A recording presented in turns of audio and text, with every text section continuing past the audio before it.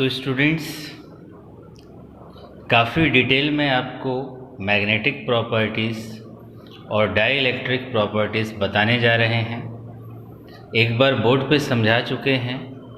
Basically notes बनाने के लिए मैं रिपीट कर रहा हूँ, पर थोड़ा डिटेल में समझा दूँगा कि आपका रिवीजन हो जाएगा। तो समझते हैं मैग्नेटिक प्रॉपर्टीज़ क्या होता है।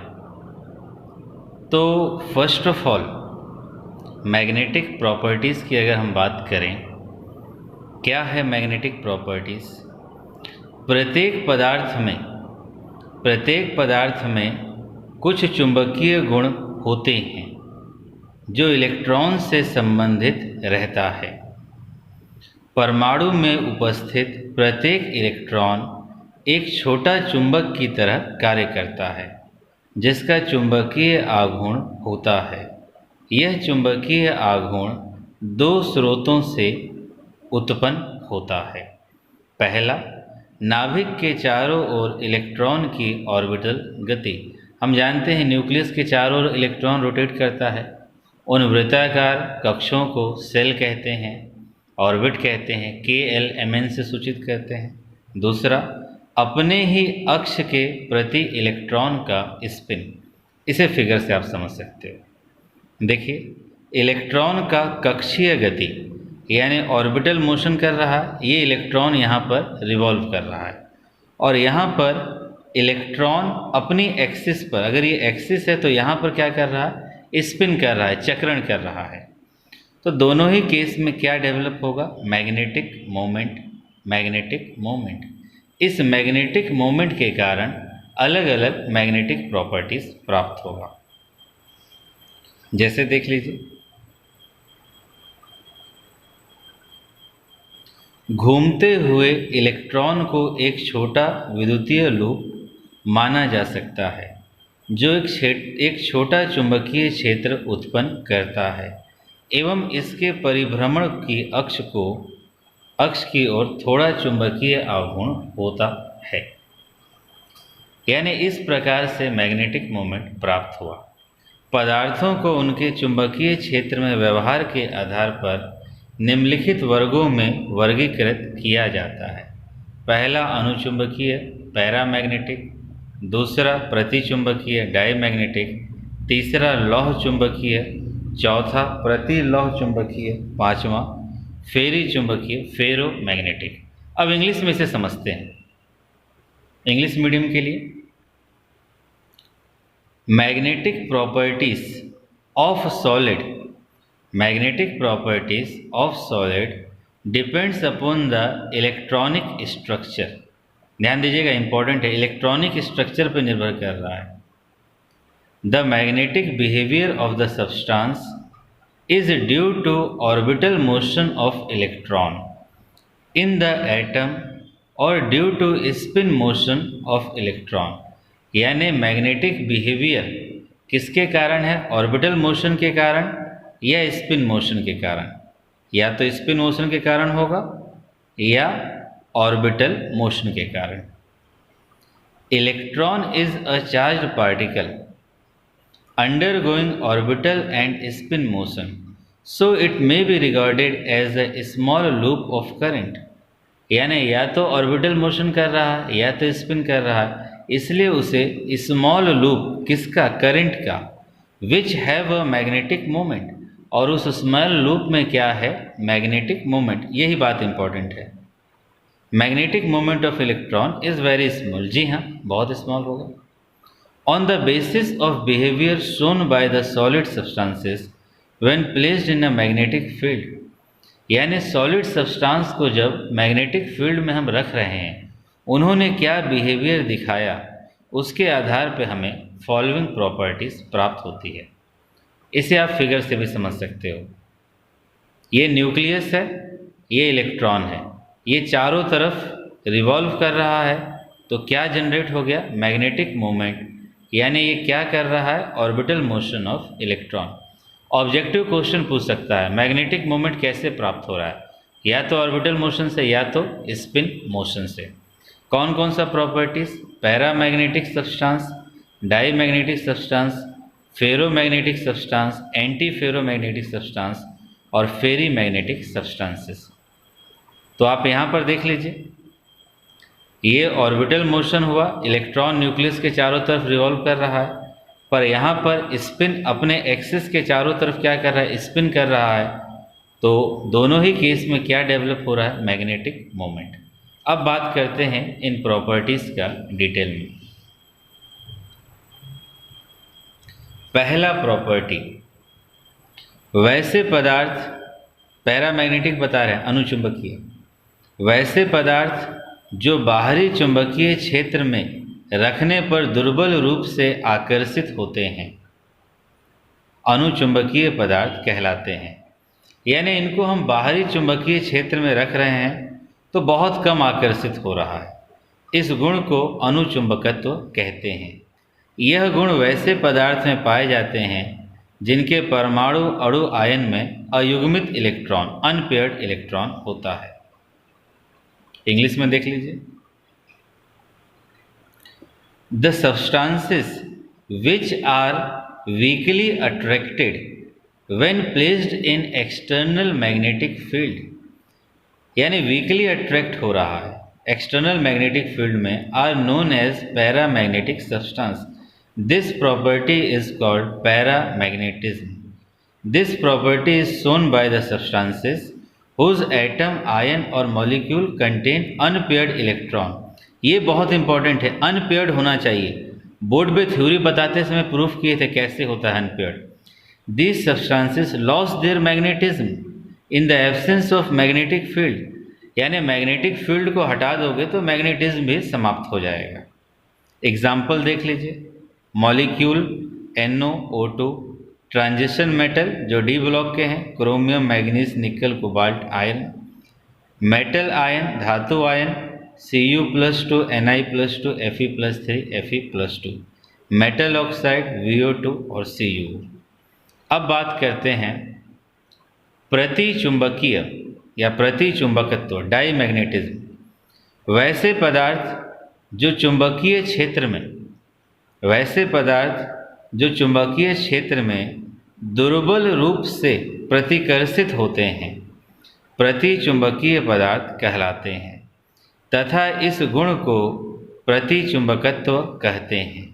यह गुण उन परमाणुओं, आयनों द्वारा प्रदर्शित होता है जिनमें पूर्ण भरित कक्षक पाए जाते हैं, अयुग्मित इलेक्ट्रॉन नहीं होते हैं।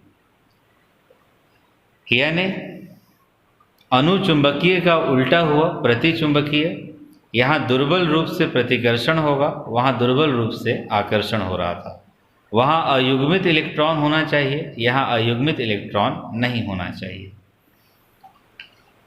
इंग्लिश में देख लीजिए, the diamagnetic substance are those which are weakly repelled by external magnetic field.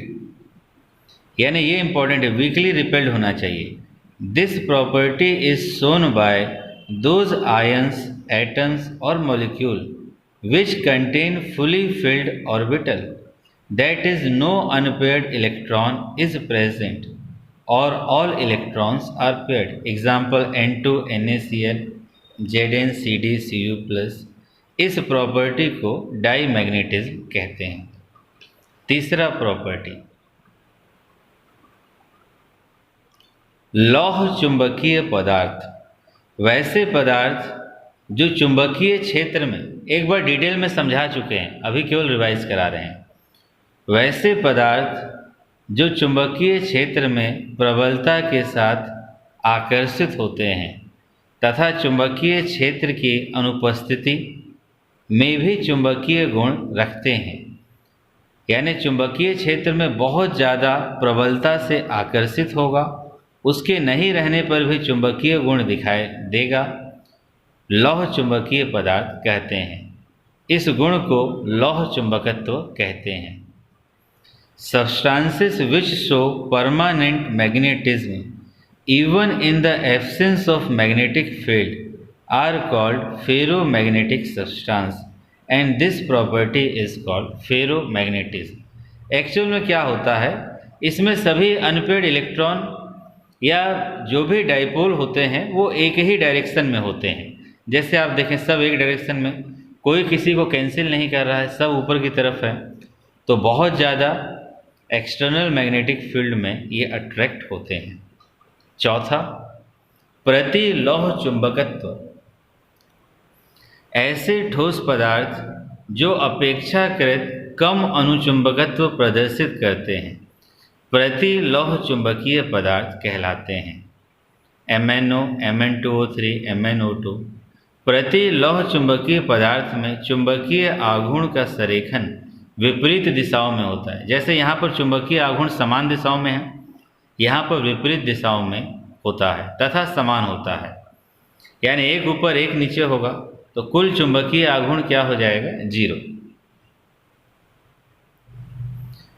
English में देख लीजिए, when equal number of unpaid electrons are aligned in opposite direction then their magnetic moment will compensate each other magnetic moment. यानी एक ऊपर एक नीचे, एक ऊपर एक नीचे, तो मैग्नेटिक मोमेंट एक दूसरे को काट देगी। Such substances are termed as anti ferro magnetic substances. Example Mn2O3, MnO2, ये हो जाएगा। इसी तरह स्टूडेंट्स, लास्ट आपका मैग्नेटिक का फेरी चुंबकीय पदार्थ। जब असमान अयुग्मित इलेक्ट्रॉन विपरीत दिशा में संरेखित होते हैं तो कुल चुंबकीय आघूर्ण शून्य नहीं होगा। असमान है तो शून्य कहाँ से होगा? ऐसे पदार्थों को फेरी चुंबकीय पदार्थ कहते हैं। इंग्लिश में देखें, When unequal number of unpaired electrons are aligned in opposite direction, the net magnetic moment is not zero. Then such substances are termed as ferrimagnetic substances. Example Fe3O4 M+2। ये फिगर है, एक ऊपर दो नीचे, एक ऊपर फिर दो नीचे, तो मैग्नेटिक मोमेंट का वैल्यू 0 नहीं होगा, तो इसे क्या बोलेंगे? फेरी मैग्नेटिक सब्सटेंसेस। अब बात करते हैं डाई इलेक्ट्रिक प्रॉपर्टीज़ का। आज ही डिस्कस किए थे। ऐसे पदार्थ जिन्हें आरोपित विद्युतीय क्षेत्र में रखने पर विद्युत आवेश का पूर्ण प्रवाह नहीं होता है, पैरा विद्युतीय पदार्थ कहलाते हैं। यानी विद्युतीय क्षेत्र में आप रख रहे हो तो विद्युत धारा प्रवाहित नहीं हो रही है पूर्ण रूप से। A substance through which there is no net flow of electric charge when placed under an electric field is defined as dielectric material। ये ध्यान देना, no net flow यानी इलेक्ट्रिक चार्ज का नेट फ्लो नहीं हो रहा है। इसके बाद एक इम्पॉर्टेंट पॉइंट है, insulator do not conduct electricity, यानी जो कुचालक है वो विद्युत धारा को प्रवाहित नहीं करते, because the electrons present in them are held tightly to the indivisible atom or ion। यानी जो इलेक्ट्रॉन्स उसमें उपस्थित होते हैं बड़ा ही मजबूती से एटम और आयन में जुड़े होते हैं, are not free to move। However, if electricity is applied, polarization take place, पर पोलराइजेशन होता है, because nucleus are attracted to one side, क्योंकि न्यूक्लियस एक तरफ चला जाएगा और दूसरी तरफ इलेक्ट्रॉन का झुंड, तो क्या बन जाएगा? डाइपोल बन जाएगा। क्यों बना? क्योंकि पोलराइजेशन हुआ। जैसे आप देखो, ये एटम है, इलेक्ट्रिक फील्ड नहीं अप्लाई किए तो इलेक्ट्रॉन चारों तरफ है ना न्यूक्लियस के, पर इलेक्ट्रिक फील्ड लगा दिए, माइनस प्लस इलेक्ट्रिक फील्ड को बता रहा है, तो जो न्यूक्लियस है प्लस वाला माइनस की तरफ आ गया, माइनस वाला प्लस की तरफ, इलेक्ट्रॉन इधर चले गए, तो क्या हो गया? पोलराइजेशन हो गया और प्लस माइनस आ गया तो डाइपोल बन गया। अब स्टूडेंट्स, इस डाइपोल के कारण अलग अलग हमें क्रिस्टल के टाइप्स प्राप्त होते हैं।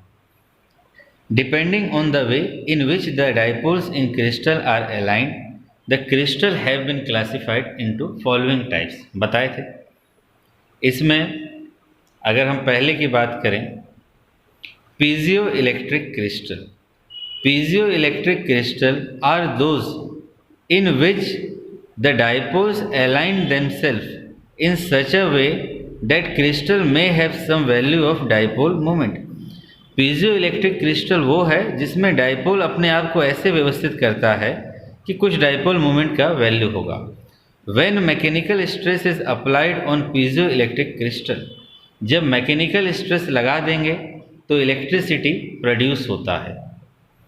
This electricity is called piezo electricity, और क्रिस्टल को पीजो इलेक्ट्रिक क्रिस्टल कहते हैं, और इस इफेक्ट को पीजो इलेक्ट्रिक इफेक्ट कहते हैं। इन क्रिस्टल का उपयोग माइक्रोफोन में, अल्ट्रासोनिक जनरेटर, सोनर डिटेक्टर्स में होता है। हिंदी में देख लो, ऐसे क्रिस्टल जिनमें द्विध्रुव आघूर्ण रहता है यांत्रिक बल लगाने पर विकृत हो जाते हैं। इस विकृति से आयनों में विस्थापन होता है। ध्यान देना, इस विकृति से आयनों में विस्थापन के कारण विद्युत प्रवाहित होने लगती है, तो उसे पीजियो इलेक्ट्रिसिटी कहते हैं। इसके विपरीत ऐसे क्रिस्टल को यदि विद्युतीय क्षेत्र में रखा जाए तो क्रिस्टल यांत्रिकी बल उत्पन्न होने के कारण विकृत हो जाते हैं। ऐसे क्रिस्टल को पीजियो इलेक्ट्रिक क्रिस्टल कहते हैं। इसका उपयोग रिकॉर्ड प्लेयर में किया जाता है। इसके टाइप्स देख लीजिए। पहला, फेरो इलेक्ट्रिक क्रिस्टल, लौह विद्युत क्रिस्टल। It is a special case of piezo electricity. पहली लाइन में स्पेशल केस है। In ferro electric crystal the dipoles are permanently aligned. Dipoles उपस्थित होगा। Even in the absence of electric field, electric field हो या ना हो, डाइपोल होगा। And the direction of dipole can be change by applying electric field. Electric field लगा के direction बदल सकते हैं। The phenomena in which orientation of dipole in a piezoelectric crystal can be change by applying an electric field is called ferroelectricity. यानी वो process जिसमें dipole की दिशा electric field लगा के बदली जा सकती है, फेरो इलेक्ट्रिसिटी कहलाता है। Example BaTiO3, sodium potassium tartrate etcetera. अब स्टूडेंट्स हिंदी में देख लो। इन क्रिस्टल में द्विध्रुव स्थायी रूप से संरेखित होते हैं और इनका अभिविन्यास विद्युतीय क्षेत्र का प्रयोग करने पर परिवर्तित हो जाता है। वह घटना जिसमें विद्युत क्रिस्टल के द्विध्रुव आघूर्णों का अभिविन्यास विद्युत क्षेत्र के प्रयोग से परिवर्तित हो जाता है, तब प्रवाहित धारा को लौह विद्युत फेरो इलेक्ट्रिसिटी कहते हैं। आगे लिख लेना, इन क्रिस्टल्स को फेरो इलेक्ट्रिक क्रिस्टल्स कहते हैं। Example BaTiO3, sodium potassium tartrate. Board पे बहुत ज़्यादा डिटेल में आपको बताए थे। अब बात करते हैं प्रति लौह विद्युत क्रिस्टल। इन पदार्थों के क्रिस्टलों में द्विध्रुव विपरीत दिशाओं में संरेखित होते हैं तथा परिणामी द्विध्रुव आघूर्ण शून्य होता है। इन क्रिस्टलों को प्रति लौह विद्युत क्रिस्टल कहते हैं। यानी एक ऊपर होगा, एक नीचे होगा, एक ऊपर होगा, एक नीचे होगा। In some crystal, the dipoles align themselves in such a way that alternately they point up and down, so the crystal does not have any net dipole moment. Such crystals are said to be antiferroelectric crystal. यानी इनके dipole एक दूसरे को cancel कर दिए, एक ऊपर है, एक नीचे है, एक ऊपर है, एक नीचे है, ऑल्टरनेट क्रम में है। पायरो इलेक्ट्रिक क्रिस्टल, वे क्रिस्टल जो गर्म करने पर विद्युत प्रवाह उत्पन्न करने लगते हैं, पायरो विद्युत क्रिस्टल कहलाते हैं तथा उत्पन्न विद्युत को पायरो इलेक्ट्रिसिटी कहते हैं। यह प्रभाव पायरो विद्युत प्रभाव कहलाता है। इंग्लिश में बहुत आसान है students. Pyroelectric crystal are those which produce small electric current when heated. गर्म करने पे स्मॉल इलेक्ट्रिक करंट प्रोड्यूस करेगा। इस फिनोमिना को पायरो इलेक्ट्रिसिटी और पायरो इलेक्ट्रिक इफेक्ट कहते हैं। This is due to the fact that upon heating the order arrangement of atom और आयन गेट डिस्प्लेस। यानी एटम और आयन का जो नियमित क्रम है विचलित हो गया, डिस्टर्ब हो गया, तो इलेक्ट्रिसिटी प्रोड्यूस होता है। तो स्टूडेंट्स यही है आज का lecture. Okay students, thank you.